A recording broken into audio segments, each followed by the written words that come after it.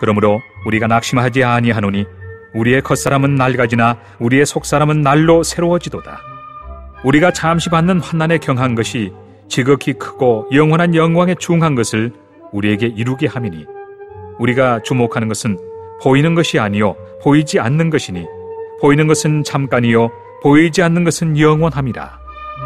우리 옆에 분들에게 인사합니다. 당신이 복의 근원입니다. 잘 오셨습니다. 할렐루야. 올해는 비가 좀 자주 오는 것 같습니다. 그런데 이 정도, 어제나 이제 오늘 이 비가 오는 정도는 사실 참 필요한 그런 비인 것 같아요. 곡식을 무르익게 하는 그런 좋은 비입니다. 근데 이제 너무 과도하게 비가 와서 막 쓸려 내려갈 정도가 되면 안 되겠는데, 비가 오면 살짝 저는 이제 우리 새소망 교회의 본당을 생각하면 걱정이 좀 되기도 합니다만은, 올해는 그래도 하나님께서 적당하게 비를 내려 보내주고 계신 것 같습니다. 여러분 집에 비 피해 없으시죠? 할렐루야. 자, 오늘은 고린도후서 6번째 겉사람 속사람이라는 제목으로 우리 말씀을 한번 나누어 보기를 원합니다. 지난주에 우리의 마음속에 보배가 담겨 있다고 했습니다. 질그릇 속에 담긴 보배를 담은 질그릇. 우리 속에 예수 그리스도 또 성령이 우리와 함께 하는 줄로 믿습니다. 자, 오늘은 더 나아가서 겉사람 속사람, 말씀 그대로 겉사람은 바로 이 육신, 속사람은 어찌 보면은 이 영혼을 얘기할 수가 있습니다. 그래서 오늘 여러분 겉사람 속사람 이 설교의 제목을 한번 생각하면서 잘 들어보시기를 바랍니다. 여러분 원하기는 여러분의 겉사람도 강건하기를 축복합니다. 겉사람이 또 강건해야 돼요. 육신, 여러분의 육신, 이 세상에 사는 동안 건강한 몸 가지고 주님을 잘 섬기기를 축복합니다. 옆에 분들에게 인사합니다. 살아가는 날 동안 건강하세요. 우리 육신이 건강하기를 바라요. 아프면요, 교회당에 나올 수도 없어요. 예배 드리고 싶어도 예배 드릴 수도 없습니다. 몸살만 한번 걸려보세요. 만사가 귀찮아요. 이번에 주사 맞고 약간 몸살이 있는 그런 분들 얘기 들어보니까 심한 몸살이 오고 가고 그런 분도 있다고 해요. 뿐만 아니라 여러분 속사람도 강건하기를 축복합니다. 오늘 이 속사람에 대해서 특별히 우리가 한번 좀 생각해 보려고 해요. 여러분 이게 뭔지 아십니까? 육아. 다른 말로 강정이라 하죠. 강정. 자, 저 속에 꽉 차 있을까요? 비어 있을까요? 여러분 이런 말 들어보셨습니까? 속빈 강정. 부풀어 올라 있지만 꽉 차 있을 것 같지만 먹어보면 아주 말랑말랑하니 속이 비어 있습니다. 속빈 강정. 속도 꽉 차 있으면은 더 좋을 수도 있는데 원래 육아는 속이 좀 비어 있죠. 자, 여러분 저와 여러분의 신앙이 겉으로 볼 때는 꽉 차 있는 것 같아 보일 수 있습니다. 다른 사람 겉으로 보여지는 모습이 빵빵하게 다른 사람이 볼 때 야, 참 좋아 보인다라고 생각할 수 있는데 어찌 보면 먹어보면 강정, 먹어보면 속이 없어요. 먹어보면 속이 없어요. 마치 여러분 어렸을 때 솜사탕 먹어보셨습니까? 솜사탕 얼마나 부피가 커요. 막 이만큼 가지고 다니면서. 근데 먹어보면 어떻습니까? 혀에 닿는 순간 사라집니다. 이거 먹었는지 안 먹었는지도 잘 몰라요. 혀에 닿는 순간 사라져요. 우리 하나님 앞에서 우리의 삶을 결산할 때 우리가 육신을 위해서는 열심히 겉을 갈고 닦았는지 모르지만 우리의 영혼이, 우리 속사람이 닿으면 없어져 버리는 그런 상태가 된다면 참 안타까운 일입니다. 여러분 이 시간 한번 여러분 생각해 보세요. 하나님 앞에서 하나님이 이제 다 우리를 만나는 그 순간에 우리의 영육을 보시면서 자, 그런데 우리가 육신 가지고 하나님 앞에 가는 것 아닙니다. 이 육신은요, 다 낡아지고 사라지고 없어져요. 하나님 앞에 서는 순간에는요, 우리의 영혼이, 다른 말로 속 사람이 하나님 앞에 갑니다. 여러분, 하나님 앞에 가서 잘했다 칭찬받기를 주의 이름으로 축복합니다. 자, 오늘 본문 한번 같이 읽어봅니다. 시작. 그러므로 우리가 낙심하지 아니하노니 우리의 겉사람은 낡아지나 우리의 속사람은 날로 새로워지도다. 우리가 겉사람을 생각할 때 낙심할 수가 있어요. 겉사람을 생각할 때, 겉사람만 볼 때는 사람이요 20대 중반까지 성장을 한다 그래요. 육체가 점점. 근데 20대 중반을 딱 넘어서면 그때부터 쇠퇴한다는 거예요. 하나씩. 여러분, 우리가 육신을 보면서 낙심하는 성도님들이 있습니까? 나는 왜 이렇게 아프지? 나는 왜 이렇게 몸이 힘들지? 우리가 육신을 보면 낙심할 수도 있습니다만은, 그러나 속사람은 날로 강건해지셔서 이 모든 낙심을 이길 수 있기를 바랍니다. 바울이 우리에게 속사람이 중요하다라고 얘기해요. 자, 우리 속사람을 생각할 때 창세기 2장 7절 말씀 우리는 기억해야 합니다. 우리 속사람이 어떤 상태인가? 같이 읽어봅니다. 시작. 여호와 하나님이 땅의 흙으로 사람을 지으시고 생기를 그 코에 불어 넣으시니 사람이 생명이 되니라. 하나님이 사람을 지을 때, 지난 주일날도 좀 얘기를 드렸습니다만 진흙으로 쫙 만들었어요. 자, 육신을 그렇게 만들었습니다. 그래서 거기에다가 후 하고 생기를 불어 넣으셨습니다. 생기를. 자, 그래서 사람은 흙으로만 지어진 존재가 아닙니다. 흙으로만 지어진 존재가 아니라, 그런데 성경에 보면은요, 동물들은 그냥 흙으로 지었다고 그래요. 동물들은 그냥 그 안에 생기를 불어넣지 않았습니다.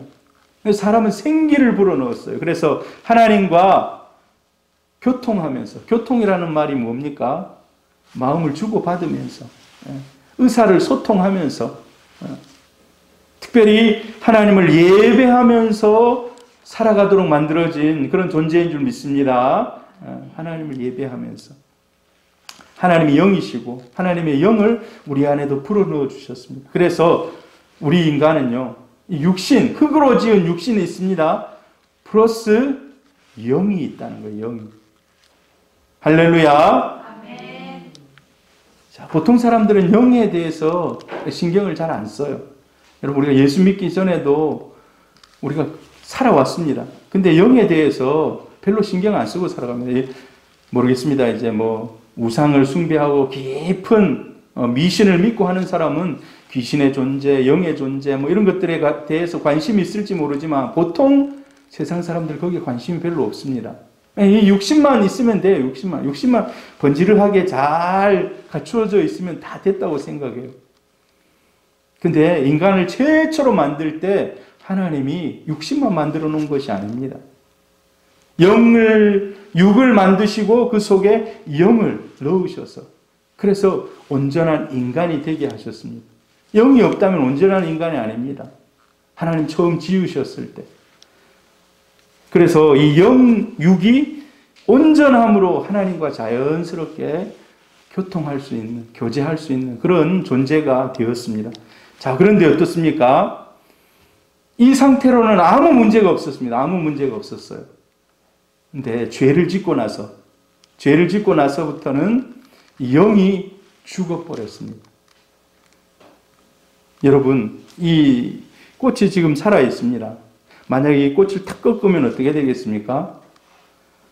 살아있는 것 같지만 죽은 거예요. 살아있는 것 같지만 뿌리에서 잘려버려요. 살아있는 것 같지만 죽은.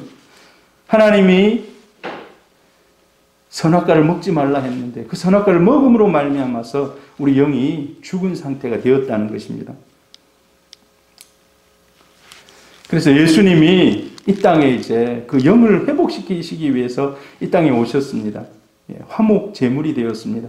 이거는 이제 우리가 너무 잘 알고 있는 그런 내용들입니다. 자, 에스겔 37장에도 보면 이와 비슷한 그런 이미지들이 에스겔에게 보여집니다. 하나님께서 에스겔 골짜기로 탁 데리고 가셔가지고 마른 뼈들만 쫙, 여러분 에스겔이 그 모습을 딱 봤을 때 섬뜩했을 것 같아요. 뼈들만 그냥 쫙 있는 거예요. 제가 옛날 보니까 킬링 필드라고 여러분 들어보셨습니까? 캄보디아입니까? 캄보디아에 지식인들을 다 죽였잖아요. 책 읽어 못 읽어. 김성봉 집사님 책 읽을 수 있습니까? 없습니까? 그러면 사는 거예요. 못 읽으면 사는 거예요. 예. 우리 강범준 집사님 책 읽을 수 있습니까? 없습니까? 살아요, 그러면. 김영숙 권사님 책 읽습니까? 못 읽습니까? 지금 성경을 3독째 이제 시작하고 있잖아요. 2독 거의 다 했잖아요. 그러면 죽는 거예요. 글을 쓸 수 있으면 죽어요. 지식인들 다 죽였다 그래요. 1000만 명 이상 죽였다고 하지 않습니까? 그래서 지금 이제 그 발굴하고 막 그런 현장들이 있는데 사람들 막 매장을 시켰는데 그 뼈들이 쫙 쌓여가지고 막 산처럼 쌓여 있는 거예요. 마치 에스겔 37장에 에스겔이 다 환상을 보니까 그런 뼈들이 쫙 되어 있는 거예요. 하나님께서 야, 이 뼈들이 살아날 수 있겠느냐? 그러니까 오직 주님만이 아십니다. 라고. 자, 그럼 네가 저 뼈들에 대해서 대언해라. 생기야 불어와서 뼈들이 살아나라. 라고 해요. 그대로 대언합니다. 뼈들 살아나라. 생기야 불어와서 살아나라니까 뼈들이 촉촉촉촉 붙어요. 제가 그림을 찾아보니까 막 뼈들이 막 우두두 막 저쪽에 있는 막 머리가 날라오고 막 해가지고 딱 붙는 거예요.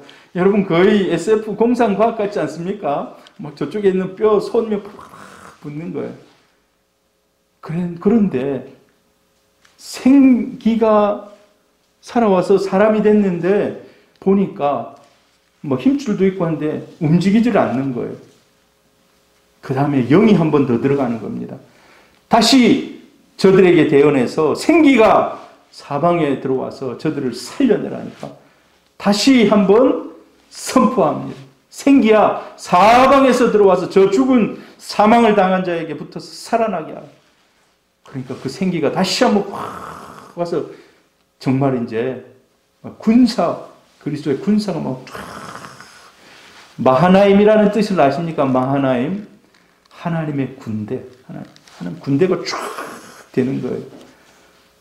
처음 생기를 뼈들에게 얘기했을 때 살이 붙고 쫙 해가지고 형태가 딱 돼요. 마치 하나님이 진흙으로 사람의 형태를 딱 만들어 놓은 것처럼. 그 다음 다시 한 번 더 대언합니다. 생기야 사방에서 들어와서 저 죽은 자들에게 온전히 살아나게 하고 그 이제 생기를 후 불어넣은 그래서 온전한 군사로 이렇게 세워지는 것을 보게 됩니다. 여러분 두 번째 생기가 바로 속사람을 강건케 하는 영혼인 줄로 믿습니다. 여러분 무두셀라 나무라고 들어보셨습니까? 무두셀라 나무. 성경에서 성경뿐만 아니라 인류 역사에서 가장 오래 산 사람 무두셀라입니다. 무두셀라. 자, 무두셀라 나무가 있어요. 여러분 이 그림 한번 보세요. 이게 몇 년이나 산 것 같아요? 정확한지는 모르겠습니다만은 믿을 수가 없기도 합니다만 4,800년 살았대요. 4,800년. 이건 난센스인 것 같기도 하고 아무튼 엄청 커요. 그래서 제일 오래 살았다 해서 무두셀라 나무라고 지어 주었는데요. 여러분 자 이런 나무들 겉으로 볼 때 쫙 뻗어 올라가가지고 꽃이 피고 가지가 늘어뜨려져 있고 야 대단하다 이런 생각이 듭니다. 자 그런데 여러분 진짜 중요한 것은 나무 가지일까요? 열매일까요? 꽃일까요? 아니면 뿌리일까요? 제일 중요한 게 뭘까요? 뿌리가 제일 중요해요. 뿌리가. 나무 저 중간에 벌레가 먹었다. 잘라버리면 다시 올라와요. 다시. 우리 김다로 선생님이 우리 새소망교회 다시금 이렇게 열심히 나와서 너무 감사해요. 왜? 온갖 이 교회가 깨끗해지고 있어요. 한번 손이 거쳐가니까 막 깨끗해져요. 저쪽에 철쭉나무가 큰 게 있었어요. 좀 아깝다 싶을 정도로 많이 쳤어요. 그런데 한 달 정도 됐습니까? 친지가? 이야, 여러분 한번 가서 보세요. 새로운 잎들이 막 온데 막 나와가지고요. 원래 없던 잎들이 막 중간에, 와, 희한해요. 나무들이. 잘라내니까 그 에너지가 옆으로 막 빠져나와가지고 다시금 막 풍성해졌어요. 야, 저거 내년쯤에 저거 어디 좀 살아나겠나 싶었는데 아니요. 지금 가보세요. 지금 막 나무가 옆으로 새순이 나와가지고 막 여러분, 근데 김다로 선생님이 실수해가지고 뿌리를 잘랐다. 그럼 어떻게 될까요? 죽는 거예요. 죽는 거예요. 옆에 나무는 좀 잘라내도 막 생기가 계속 이어져요. 그럼 제가 왜 이 얘기를 하겠습니까? 속 사람이 살면 겉은 좀 상처를 입고 피해를 좀 당하고 하더라도 다시 살아납니다. 그런데 속 사람이 상해버리면 더 이상 일어날 길이 없다는 겁니다. 여러분, 그래서 우리는 속을 깨끗게 하는, 속을 강건케 하는 우리 성도님들 되기를 바랍니다. 우리 주님은 겉에 관심이 많을까요? 속에 관심이 많을까요? 우리 주님은요, 겉에도 관심이 있어요. 여러분, 강건하기를 주님이 원하십니다. 그런데 더 주님의 관심사는 속사람입니다. 속사람.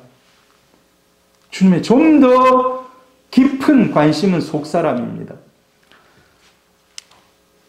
자, 우리 성경을 한 구절 한번 읽어봅니다.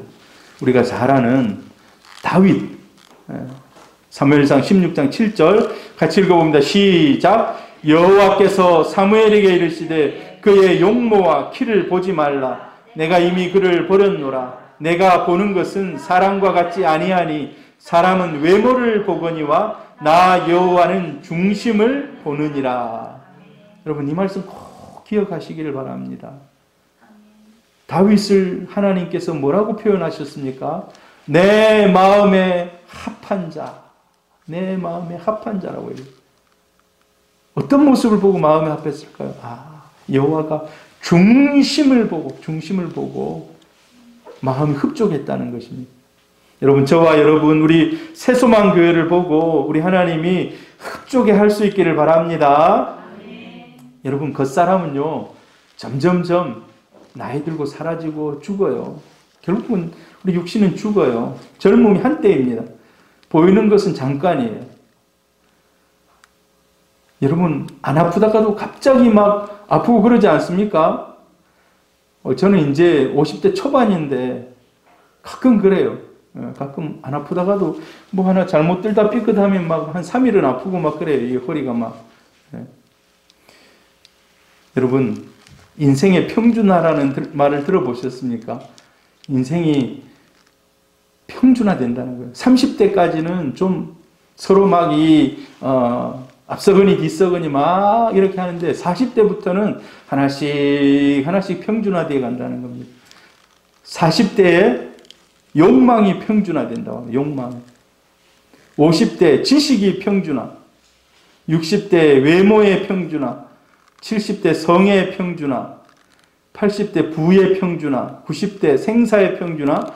100대 자연 속의 평준화. 자연 속의 평준화는 다 우리가 자연 속으로 들어간다는 거예요. 자연 속으로. 이게 제가 한 게 아니라 제가 생각해서 지어낸 게 아니라 책에 이렇게 기록이 되어 있어요. 인생이 점점 나이가 들면서 하나씩 전에는 남들보다 이게 더 뛰어나서 좋았는데 이제 더 뛰어나긴 하지만 별로 차이가 없는.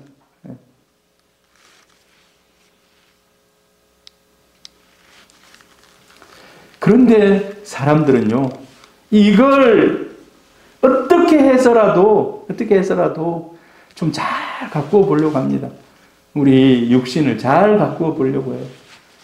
그래서 여러분 다이어트 해보셨습니까? 다이어트 돈을 써가면서 막 다이어트 해요. 북한 사람들은 그 이해를 못한답니다. 북한 사람들이 다이어트를 살깎기라고 그런 것 같아요. 살깎기. 왜 살을 깎는지 모르겠다. 저는 이제 우리 김성봉 집사님의 소원을 압니다. 살이 좀 쪄보는 거.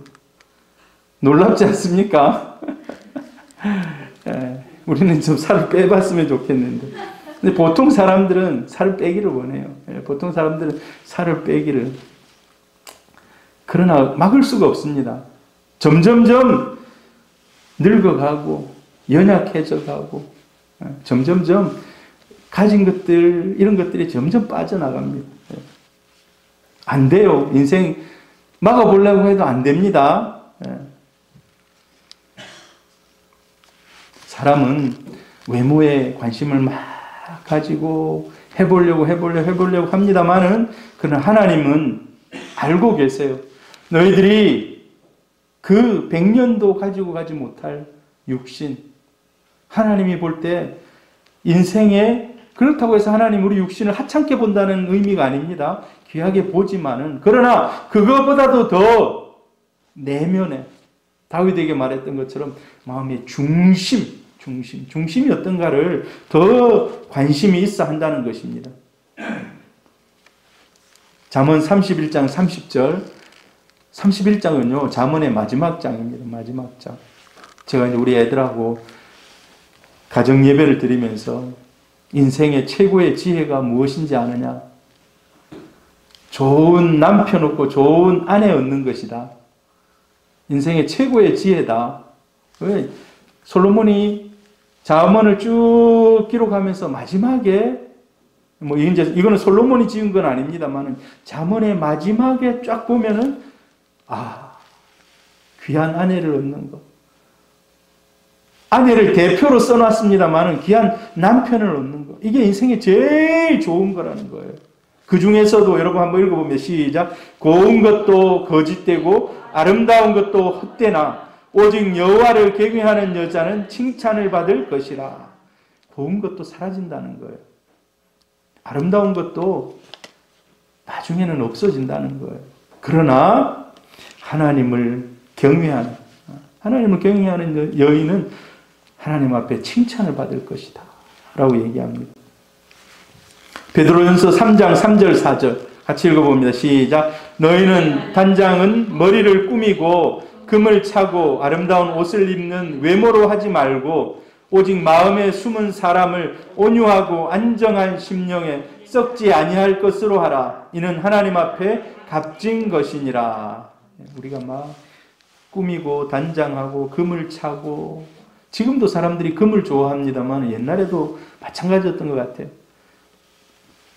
외모 신경 씁니다만은 베드로 사도가 얘기하는 것은 그것보다도 하나님 앞에 더 값진 것은 마음이 온유하고 안정된 심령을 가지고 점점 자기 내면을 잘 가꾸어 가는 것. 이게 더 귀하다고 얘기하고 있습니다.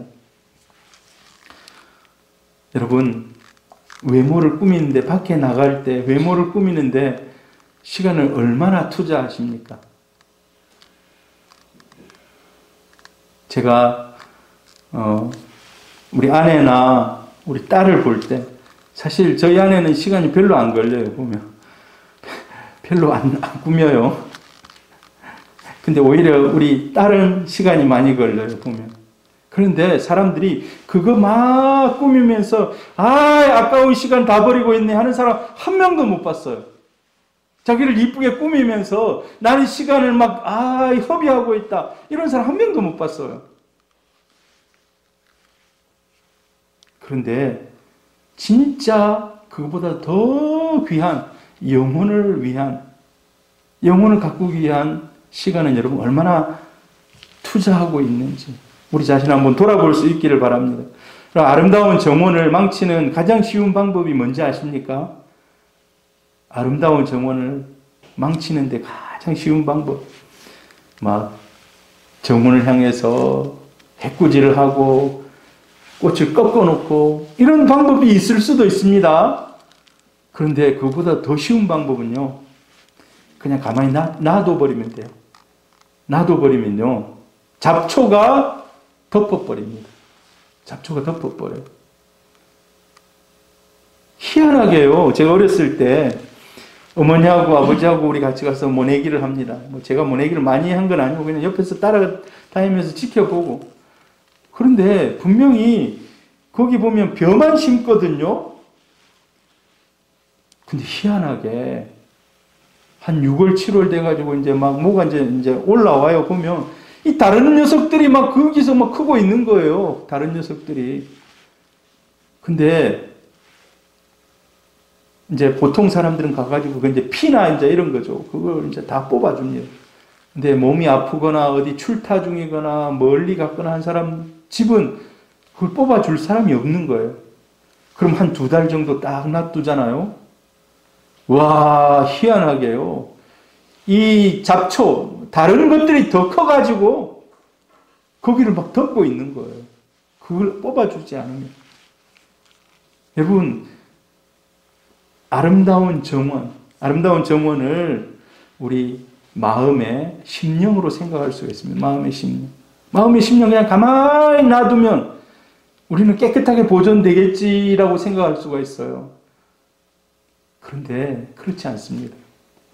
내가 해꾸지 않으려 해도요, 내 마음이 날마다 접하고 있는 세상의 소식들이나 세상의 온갖 것들에 그냥 가만히 노출되어 있으면 썩어가고 죽어갑니다.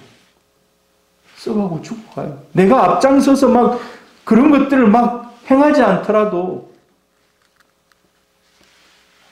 그냥 죽어가는 거예요. 여러분, 속사람을 관리하지 않으면, 그냥 가만히 놔둬버리면 엉망이 되어버린다는 것입니다. 우리가 밖에 나갈 때, 사람 만날 때 그냥 나가서 안 만납니다. 옷이라도 그래도 갖춰 입고, 더 귀한 분을 만나러 갈 때는 머리에 기름도 바르고, 또 얼굴에다 또 이쁜 화장도 하고, 그렇게 가서 만납니다. 여러분, 속사람도 필요해요. 그런 가꾸어 주는 것이요. 자, 좀 이따가 제가 어떻게 속사람을 관리할 것인가에도 좀 얘기를 드릴 겁니다. 여러분, 주님은 속사람을 잘 관리하라고 그럽니다. 예. 자, 겉사람은 육체를 얘기합니다. 육체. 그래서 우리 겉사람은요, 생각, 감정, 의지에 지배를 받습니다. 예. 생각, 감정, 의지. 이게 생각도요, 겉사람인 거예요. 겉사람인 거예요. 속사람은요, 영입니다. 영. 우리의 영. 여러분, 영이 있는 줄 믿으시길 바랍니다. 아, 영이 있나 없나? 모르겠다. 아닙니다. 영은 있습니다. 영은 있어요. 그 속사람은 성령에 의해서 다스림 받습니다. 성령에 의해서. 성령에 의해서. 자, 우리가 지난주에 들었는데요. 4장 7절 같이 읽어봅니다. 시작. 우리가 이 보배를 질그릇에 가졌으니 이는 심히 큰 능력은 하나님께 있고 우리에게 있지 아니함을 알게 하려 함이라. 이 보배가 예수 그리스도, 또 다른 말로 성령을 얘기하는 줄 믿습니다. 성령이 우리 질그릇 안에, 우리 안에 있다는 겁니다. 우리 안에. 하나님 앞에 여러분 어떤 기도의 제목들이 있습니까? 제일 큰 기도의 제목이 예수님께서 내가 너희들에게 성령을 주지 않겠느냐라고 얘기하고, 성령을 주지 않겠느냐. 여러분, 하루라도 살아가면서 성령을 좀 관심을 가지고 막 이 신경을 쓰면서 살아가는 우리 성도님들이 얼마나 계신지 모르겠어요. 하나님 앞에 기도할 때마다 성령으로 충만하기를 축복합니다. 성령으로 충만하기를 축복합니다. 또 같이 읽어봅니다. 우리 성령 보배로 충만하면 자, 이런 일들이 일어납니다. 같이 읽습니다. 시작. 우리가 사방으로 우겨쌈을 당하여도 쌓이지 아니하며 답답한 일을 당하여도 낙심하지 아니하며 박해를 받아도 버림받지 아니하며 거꾸로뜨림을 당하여도 망하지 아니하고. 보배를 가졌다 해서 우겨쌈 없다, 답답한 일 없다, 낙심 없다, 박해 없다, 거꾸로뜨림 없다라고 얘기하지 않습니다. 그런 것들이 다 있어요. 밖에서 강하게 오히려 더 세게 박해가 올 수 있습니다. 그러나 중요한 것은요, 영으로 충만하고 속사람이 강건하면 넉넉히 이긴다는 겁니다. 넉넉히. 할렐루야.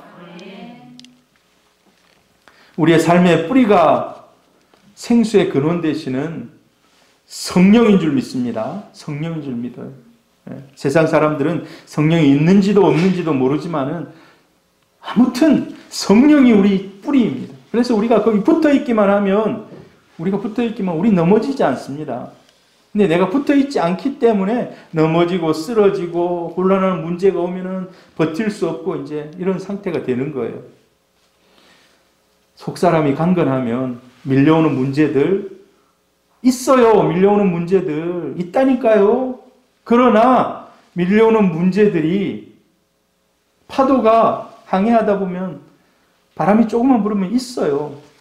파도가 칩니다. 안 치지 않아요. 막 파도가 쳐요. 3m, 5m 막 파도가 쳐요. 그렇지만은 중심을 탁 잡고 앞으로 진행된다는 거예요. 우리 속사람이 강건하면 여러 가지 문제가 있어서 정리되는데 시간이 좀 걸리기도 하겠지만 반드시 해결된다는 거예요. 그런데 속사람이 비어 있으면요, 작은 문제도 걸려 넘어져 버립니다. 배를 예로 들어서요. 배를 딱 지어놨습니다. 배를 딱 지어놨어요.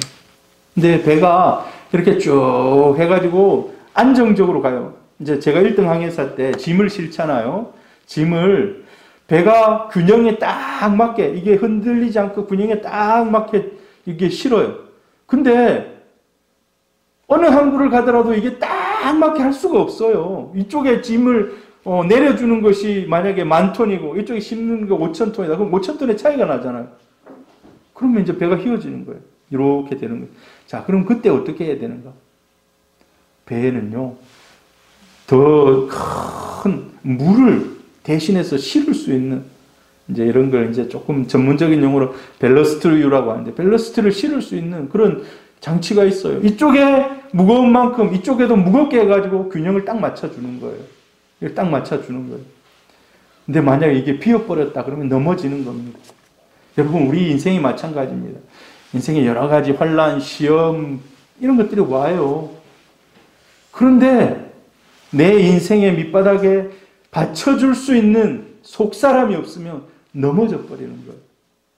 어느 방향으로 넘어질지 몰라요. 어떤 환란이 와서 넘어질지 몰라요. 자녀의 문제, 경제의 문제, 건강의 문제, 뭐 여러 가지. 그러나 속사람이 강건하게 채워져 있으면 오지만은 이길 수 있는 힘이 있다는 겁니다. 할렐루야. 여러분, 그래서 우리는 평소에 건강을 위해서, 젊음을 위해서 이러고 일합니다. 제가 50대 돼서 혈관 걱정이 돼가지고 뭐죠? 오메가3를 먹습니다. 오메가3 정도는 여러분 먹어주시기를 바랍니다. 건강을 위해서. 혈관 건강을 위해서.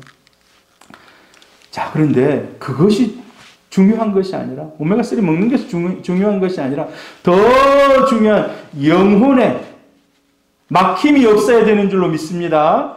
하나님과의 영혼의 이 관계에 있어서 막힘이 없기를 바랍니다. 육신의 이 피가 잘 통하기 위해서, 어디 막히지 않기 위해서 오메가3를 먹듯이 영혼이 하나님과 교통하는 데 있어서 막힘이 없도록 우리 영혼을 잘 관리해야 될 줄 믿습니다. 그래서 이 영혼에 여러분 정말 관심을 가지시기를 바라요. 영혼에. 지금까지는 내 영혼에 한 번도 관심을 가지지 않았다, 뭐 그런 사람 없을 거예요. 그러나 오늘 이 설교를 들으시고 여러분 영혼에 더 큰 관심을 가질 수 있기를 바랍니다. 속사람을 강건케 하는 비결이 있습니다. 속사람, 우리 영혼을 강건케 하는 비결.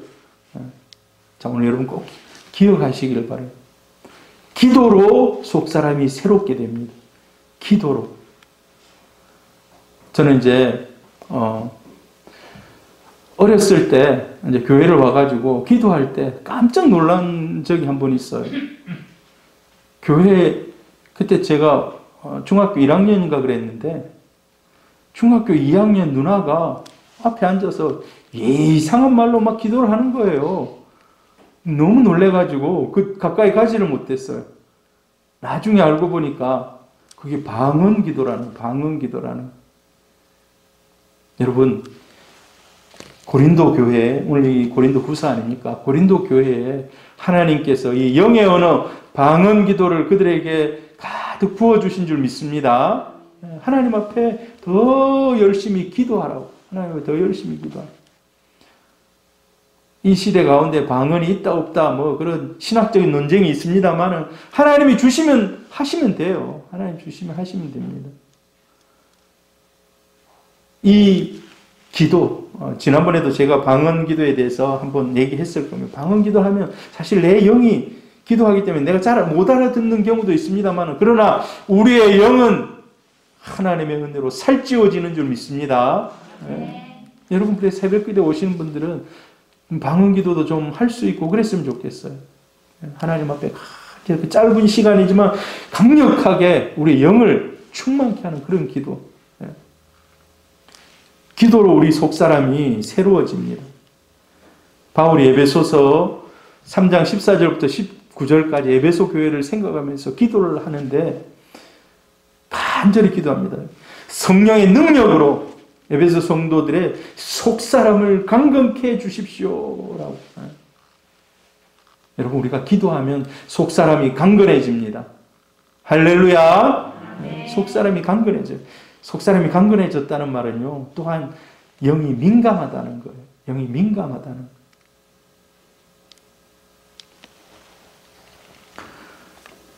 여러분, 하나님 앞에서 여러분 기도함으로 여러분의 영을 강건하게, 민감하게 만드시기를 바랍니다.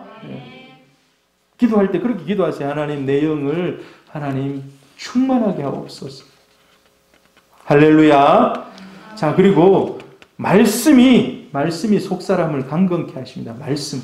하나님의 이 말씀. 우리 지금 이제 성경 열심히 읽기 지금 거의 뭐 캠페인 수준으로 하고 있습니다. 저보다도 더 열심히 많이 읽은 분들이 참 있어요. 참 보기에 좋습니다. 여러분, 하나님의 말씀은 영적인 자양분입니다. 자양분이 뭡니까? 영양가라는 거예요. 영양가. 여러분, 영양가 있는 걸 먹어야 뭔가 그 사람이 균형적으로 튼튼해집니다. 근데 하나님의 말씀이 우리 영을 튼튼하게 하는 영양분이라는 것입니다. 하나님의 말씀을 듣고 깨닫게 되면 속사람이 강건하게 되고 그리고 나중에는 단단한 음식 그런 것까지도 소화할 수 있는 성숙한 믿음으로 나아갈 수 있다는 것입니다. 속사람이 영에 속한 사람이 되려면 여러분 하나님의 말씀을 사랑하시기를 바랍니다. 말씀을 열심히 읽으시기를 바라요. 1년 1독 이상은 꼭 하시기를 바랍니다. 꼭 하시기를 바라요. 하나님의 말씀, 이 말씀은요, 온갖 진리의 보화들이 가득 차 있는 하나님의 보물지도입니다. 보물지도.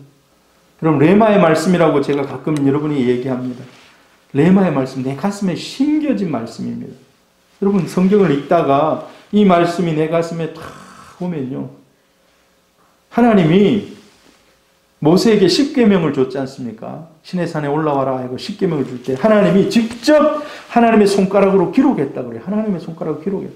여러분, 말씀을 읽으면서 하나님이 성령을 우리 가슴에, 우리 심령에 그 말씀을 새겨주는, 그 말씀이 그 인생을 이끌어갈 줄로 믿습니다.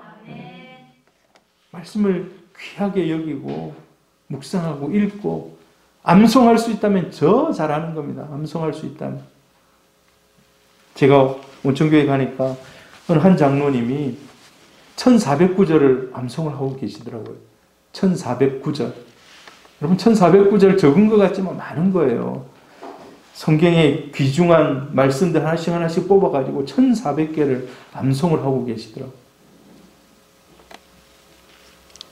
한번 여러분도 도전해 보시기를 바랍니다. 그럼 말씀이 우리 안에 있으면요, 믿음이 금방 자라납니다. 믿음이 금방 자라나요. 여러분, 하나님이 그 사람의 무엇을 보고 그 사람 축복하겠습니까? 그 사람의 믿음을 보고. 믿음은 보이지 않지만 보는 것입니다.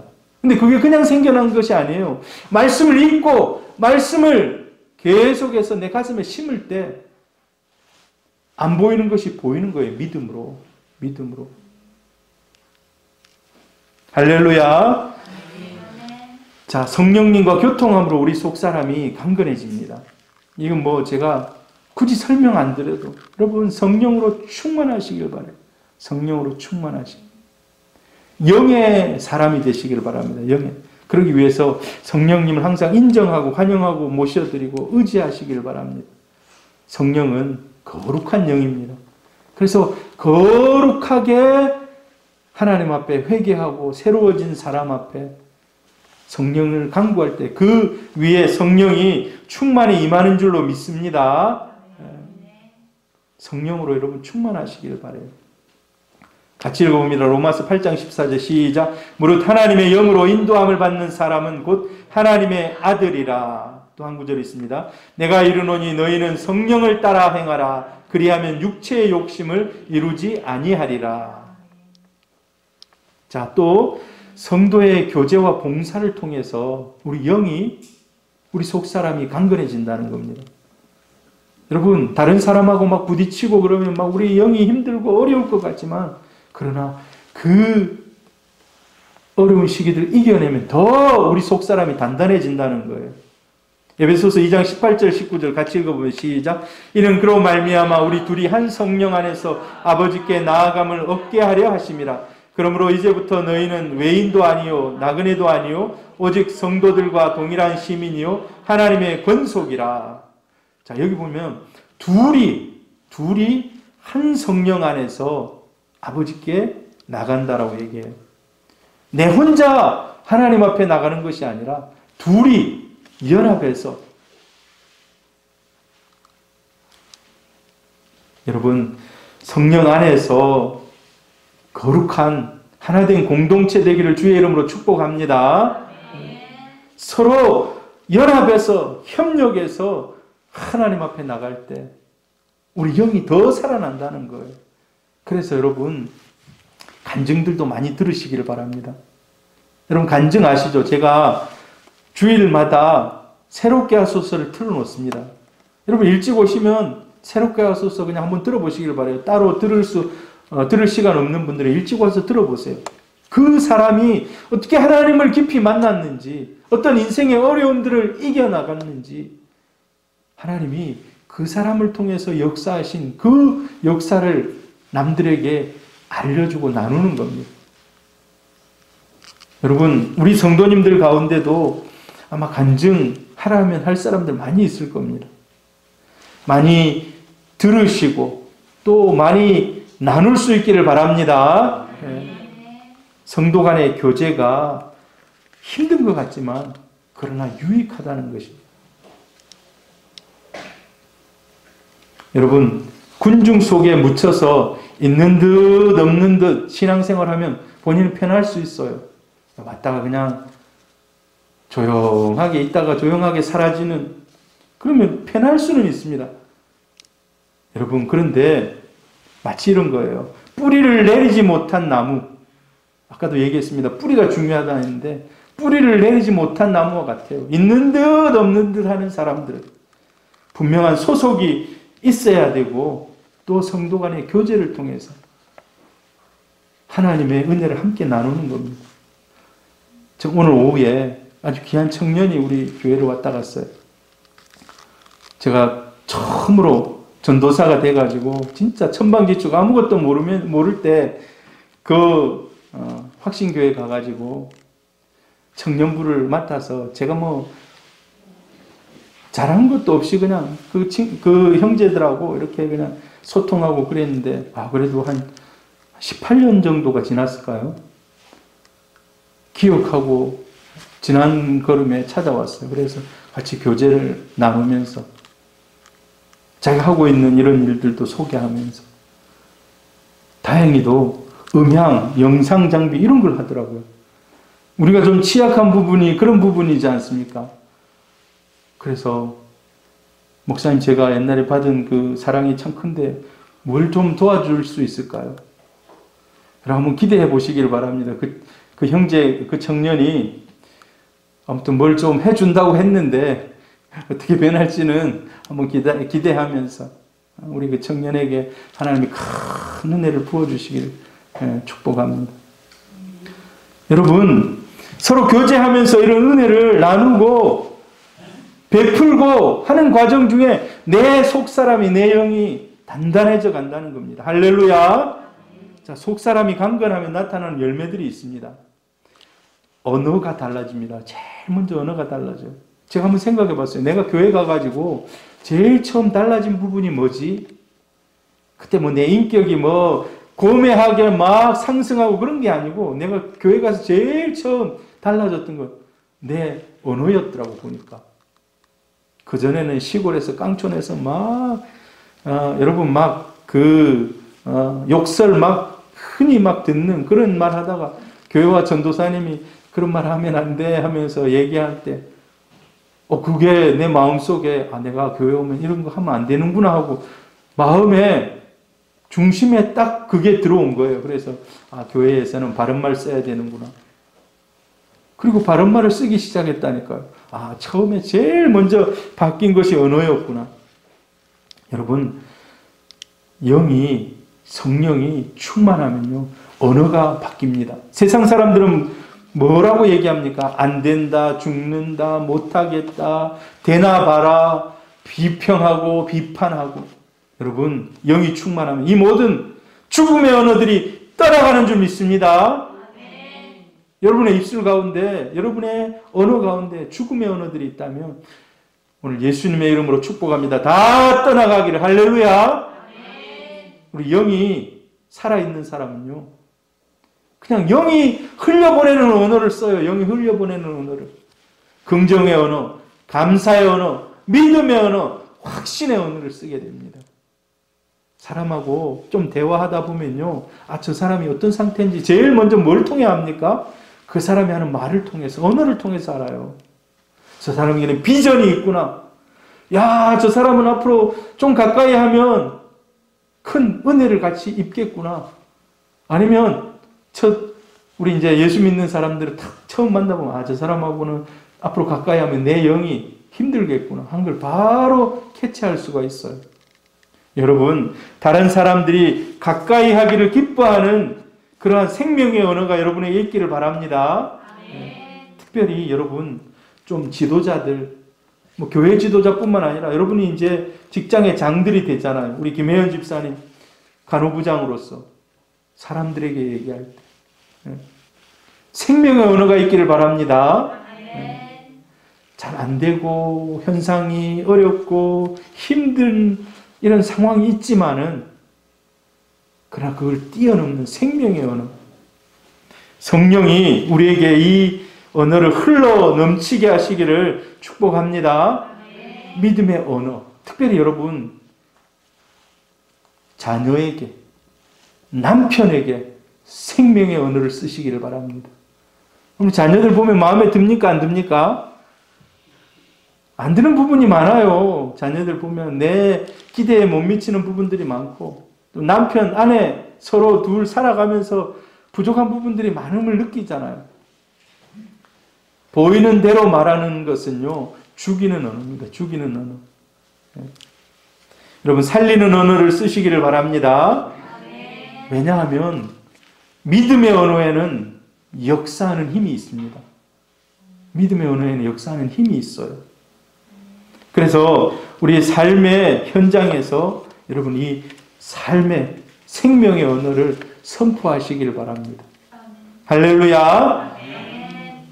하나님이 말씀하잖아요. 민수기 14장 28절 네 말이, 너의 말이 내 귀에 들린 대로 내가 행하겠다. 여러분 안 된다, 죽는다, 못하겠다 긍정의 모든 언어를 이 시간에 다 소멸시켜 버리시기를 바랍니다. 소멸시켜 버리시기를 바라요. 그래서 성경에 보면 속사람이 강건한 사람들을 찾아볼 수가 있는데 여호수아와 갈렙 같은 사람입니다. 우리 갈렙이 어떻게 얘기했는지 볼까요? 여호수아 14장 10절에서 12절 시작. 오늘 내가 85세로 돼 모세가 나를 보내던 날과 같이 오늘도 내가 여전히 강건하니 내 힘이 그때나 지금이나 같아서 싸움에나 출입에나 감당할 수 있으니 그날에 여호와께서 말씀하신 이 산지를 지금 내게 주소서. 당신도 그날에 들으셨거니와 그곳에는 아낙 사람이 있고 그 성읍들은 크고 견고할지라도 여호와께서 나와 함께 하시면 내가 여호와께서 말씀하신 대로 그들을 쫓아내리이다. 사실 갈렙이 가장 연장자거든요. 연장자는 뒤에서 뒷짐지고 자 싸우러 나가세요. 싸우세요. 그래야 되는데 아니더라고요. 나는 생명이 지금 팔팔하다는 거예요. 사실 85세인데 나가서 지금 싸울 수 있다는 거예요. 여러분 우리가 잘 아는 다윗이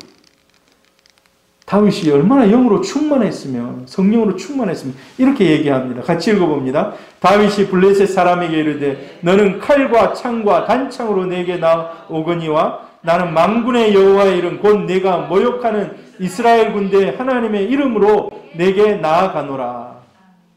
여러분 이 정도 말할 수 있는 위치에 있는 사람 하나님의 영이 충만한 겁니다. 지금 골리앗을 보세요. 자기 키 한 2배쯤 되는 사람이 딱 하고 나와 있는데 자 여러분 속사람이 강건하면 언어가 달라집니다. 여러분 언어가 달라지시기를 축복합니다. 또 행동이 달라집니다. 행동. 어려움이 와도 쉽게 낙심하지 않습니다. 오늘 성경에 뭐라고 얘기하고 있습니까? 겉사람은 낡아지나 속사람은 날로 새로워지기 때문에 낙심하지 않는다고 얘기하고 낙심하지 않는다. 오늘 여러분 벽에 부딪혀서 낙심하고 계시는 분들이 있습니까? 하나님이 주시는 힘으로 그 모든 어려움을 뛰어넘으시기를 축복합니다. 낙심하지 않아요. 지금 잠시 환난이 오고 여러 가지 어려운 것이 있지만 신앙으로 승리한다는 겁니다. 할렐루야.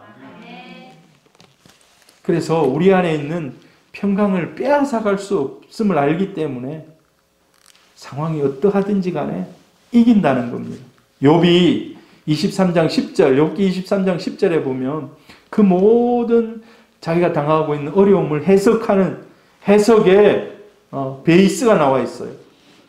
자, 같이 읽어봅니다. 시작. 그러나 내가 가는 길을 그가 아시나니 그가 나를 단련하신 후에는 내가 순금같이 되어 나오리라. 지금 죽을 것 같고 뼈만 남아있고 구더기가 지금 막 흩어져 나오고 있고 이런 상황 속에서도 하나님이 나를 단련하시면 내가 순금같이 되어 나올 겁니다. 지금 나는 단련받고 있는 상황인데 이 상황을 이길 것입니다. 라고 얘기하는 겁니다. 그런즉 이 일에 대하여 우리가 무슨 말을 하리요? 만일 하나님이 우리를 위하시면 누가 우리를 대적하리요? 그러나 이 모든 일에 우리를 사랑하시는 이로 말미암아 우리가 넉넉히 이기느니라. 할렐루야. 우리 넉넉히 이긴다는 것입니다. 자, 시편 같이 읽어봅니다. 시작. 내 영혼아 네가 어찌하여 낙심하며 어찌하여 내 속에서 불안해하는고 너는 하나님께 소망을 두라. 그가 나타나 도우심으로 말미암아 내가 여전히 찬송하리로다. 아멘. 참 하나님께서 저와 여러분의 필요를 아시고 때를 따라 돕는 은혜로 함께 하시는 줄 믿습니다. 여러분 낙심하지 마시기를 바라요. 오늘 그 청년이 사실 18년 전에 우리가 헤어져서 한 18년 만에 만나는 거예요. 근데 너무 반가워요. 아, 하나님이 낙심하지 말라고. 뭐 제가 낙심한 거는 전혀 없습니다만 하나님이 격려하기 위해서 형제를 보내주셔서 교제하게 하시고 오늘 그래서 마이크 좋은 거 2개를 주고 갔어요. 그 형제 하고 있는 내가 나 마이크가 필요하다 하니까 마이크를 2대를 주고 갔어요. 슈어 마이크 2대를 주고 갔어요. 전에 올해 내가 마이크 한 2-3대를 바꿔야 되겠다. 내가 그런 생각을 하고 있었는데 그 형제가 목사님 이거 새 건데 쓰십시오 하고 2개를 주고 갔어요. 그래서 하나님 진짜 너무 감사한 거예요. 마음속으로 생각하고 있는 부분들이 하나씩 하나씩 하나님이 주시는 은혜로 이루어져 가는 것을 볼 때 할렐루야. 그가 나타나 도우심으로 우리가 여전히 찬송할 수 있는 줄 믿습니다. 여러분 낙심을 이기시기를 바랍니다. 하나님께 소망을 두시기를 바랍니다. 하나님이 같이 읽어봅니다. 얼마나 좋은 말씀인지 몰라요. 시편 121편 3절 시작. 여호와께서 너를 실족하지 아니하게 하시며 너를 지키시는 이가 졸지 아니하시리로다. 하나님 졸지도 않고 우리를 지켜주신다고 말씀하고 있습니다. 자, 마지막으로 여러분, 저와 여러분의 영혼이 강건할 수 있기를 축복합니다. 겉사람은 낡아지고 부패하고 상하고 마지막에 우리 영혼만 남겨놓고 이 육신은 다 이 육신의 장막이 떠나버려요. 이제 다음 주에 고린도후서 5장에서 그것을 살필 겁니다. 우리가 죽음 이후에 어떻게 되는지 다음 주 이제 수요일 날 살필 거예요. 그런데 하나님이 우리 육신 안에 영혼에 성령을 부으시고 일하시는 줄로 믿습니다. 그래, 영에 속한 사람, 영으로 충만한 사람, 성령으로 충만한 사람, 영혼이 잘 되는 사람 되기를 축복합니다. 너의 영혼이 잘 된 같이 내가 범사에 잘 되고 강건하기를 하나님이 기뻐하고 원하시는 줄 믿습니다. 영이 잘 되기를 바란다는 거예요. 여러분 그래서 기도로 말씀으로 또 늘 성령과 동행함으로 서로 교제함으로 사람들과 함께 은혜를 나눔으로 여러분의 영이 더욱더 살찌고 충만해지기를 주의 이름으로 축복합니다. 할렐루야.